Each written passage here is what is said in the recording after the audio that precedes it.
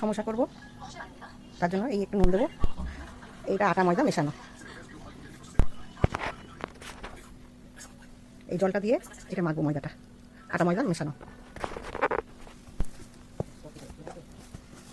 ময়দা মাখা হয়ে গেছে।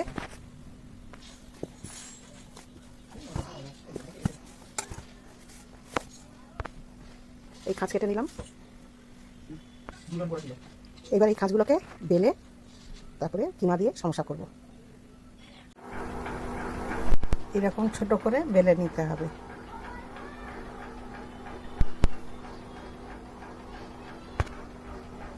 সব খাঁজেতে এরকম করে দিতে হবে।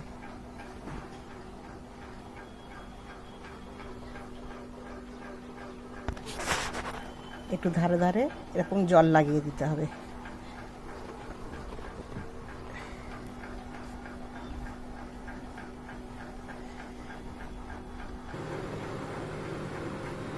এইরকম করে মুড়ে নিয়েছি ধারগুলো।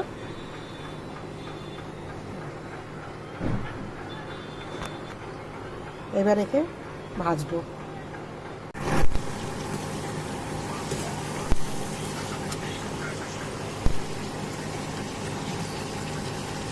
এইরকম করে লাল করে ভাজতে হবে। রেডি হয়ে গেল সমোসা। এটা ক্রিস্পি না, এমনি অল্প মচমচে।